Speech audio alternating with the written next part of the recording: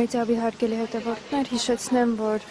դատավոր Կարեն Ֆարխոյանը այսօր քննում էր Արշակ Սրբազանի կալանքի երկարացման միջնորդությունը։ Դատը սկսվել է ժամը 18:30-ին։ Այժմ մենք կսպասենք, մինչ փաստաբանները դուրս գան եւ պատասխանեն հարցերին, թե ինչ որոշում է կայացրել դատավորը։ Հիշեցնենք, որ դեկտեմբերի 4-ին ԱԱԾ քննչական կոմիտեի շենքում ձերբակալել էր Արշակ Սրբազանին։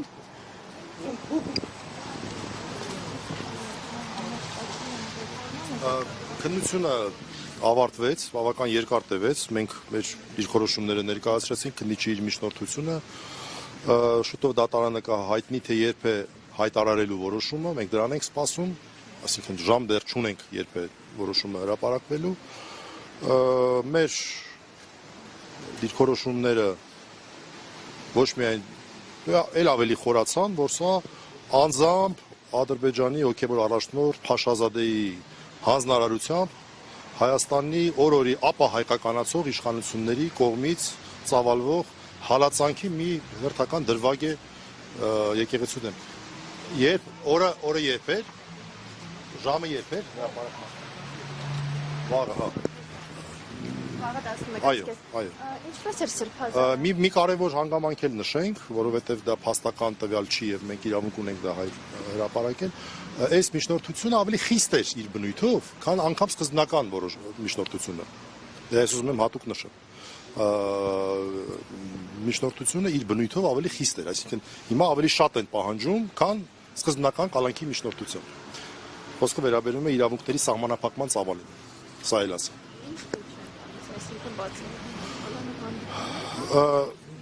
Տեսակցությունների մասով ավելի խիստ միջնորդություններ, քան սկզբնական միջնորդությունը, որ ներկայացվել է, ոչ թե սկզբնական միջնորդությունը, այլ այն որոշումը, որ կայացվել է առաջին անգամ։ Այսքան է, ավել բան չասեմ։ Պարոն Բաբա,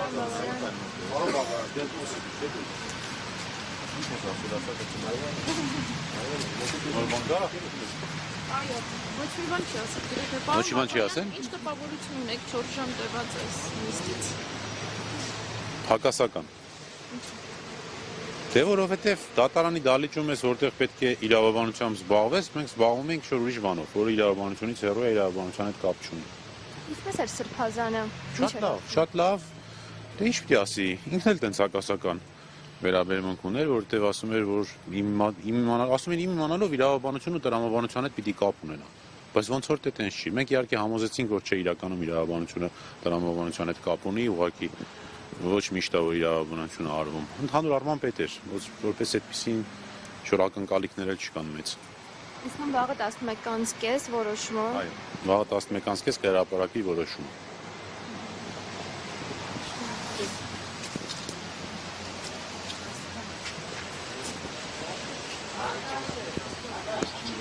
Մեծավի հարգելի հետևորդներ, հիշեցնեմ, որ այսօր դատավոր Կարեն Ֆարխոյանը